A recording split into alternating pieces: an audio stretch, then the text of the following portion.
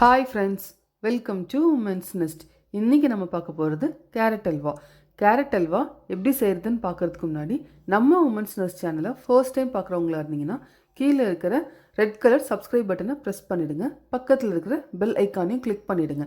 அப்போ தான் நான் போடுற புது புது வீடியோஸில் உங்களுக்கு நோட்டிஃபிகேஷனாக வரும். ஒரு குக்கரை எடுத்து நம்ம எடுத்து வச்ச பாலும் கேரட்டும் சேர்ந்து 2 விசில் விட்டுக்கலாம். கேரட்டுக்கு வந்து ஈக்குவலாக பால் எடுத்துக்கோங்க. கேரட் வந்து 500 கிராம் எடுத்திங்கன்னா 500 கிராம் பால் எடுத்துக்கோங்க. அப்போ தான் வந்து டேஸ்ட் வந்து அமேசிங்காக இருக்கும். பால் வந்து நல்லா கெட்டி பாலாக தண்ணி சேர்க்காமல் சேர்த்துக்கோங்க. இந்த கேரட் அல்வாவுக்கு கொஞ்சம் கூட நம்ம தண்ணி சேர்க்கக்கூடாது. நான் இன்றைக்கி 1/2 லிட்டர் பாக்கெட் பாலை அப்படியே சேர்த்துருக்குறேன்.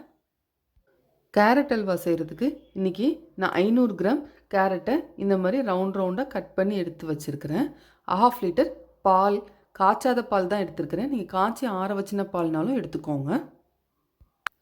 2 விசில் விட்டு எடுத்து வச்சுருக்கிறேன். இப்போ நம்ம குக்கரை ஓப்பன் பண்ணி உள்ளே இருக்கிற கேரட்டும் கொஞ்சமாக பால் சேர்த்து நல்லா மிக்சியில் கிரைண்ட் பண்ணி எடுத்துகிட்டு வந்துடலாம்.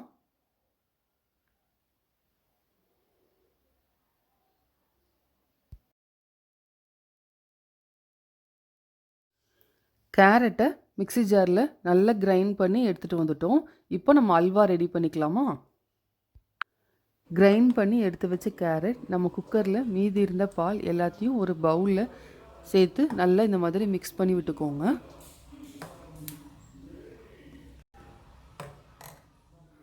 பேனை அடுப்பில் வச்சு நல்லா ஹீட் ஆனதும் 2லேருந்து 3 ஸ்பூன் நெய் சேர்த்துக்கோங்க.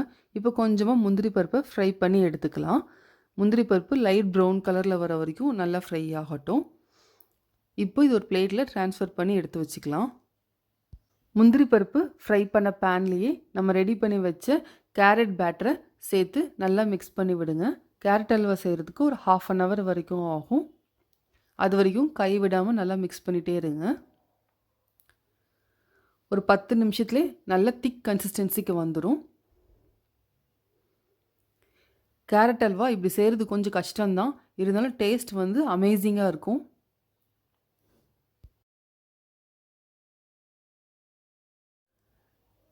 நம்ம கேரட் பேட்டரை சேர்த்து 10 மினிட்ஸ் ஆயிடுச்சு. இப்போது நல்லா இந்தளவுக்கு திக்காகிடுச்சு. இப்போது நம்ம வந்து சுகர் சேர்த்துக்கலாம். சுகர் வந்து 500 கிராம் கேரட்டுக்கு 500 கிராம் சுகர் சேர்த்துக்கலாம். நீங்கள் வந்து ஃபஸ்ட்டு 400 கிராம் சேர்த்து பாருங்கள். உங்களுக்கு ஸ்வீட் போதுமாக இருந்துச்சுன்னா அதுக்கப்புறம் மீதி இருக்கிற 100 கிராம் சேர்த்துக்கலாம். சுகர் சேர்த்த உடனே கொஞ்சம் தண்ணியாகும்.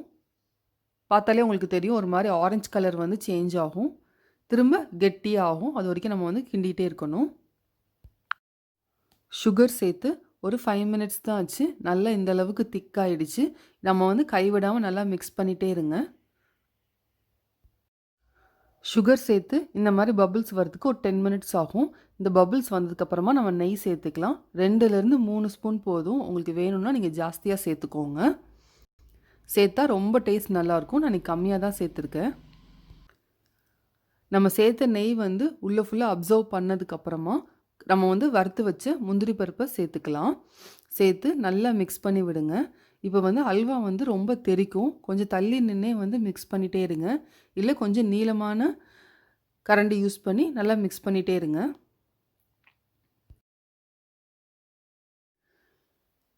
இந்த மாதிரி சைடில் நல்லா ஒட்டாமல் வந்ததுன்னா நம்ம அல்வா வந்து ரெடி ஆயிடுச்சு. இதுதான் வந்து அல்வாவோட கன்சிஸ்டன்சி. இந்த ஸ்டேஜில் நீங்கள் வந்து இறக்கிடலாம். அல்வா வந்து இப்போ சூப்பராக ரெடி ஆயிடுச்சு. பாத்திரத்தில் ஒட்டாமல் வரணும்.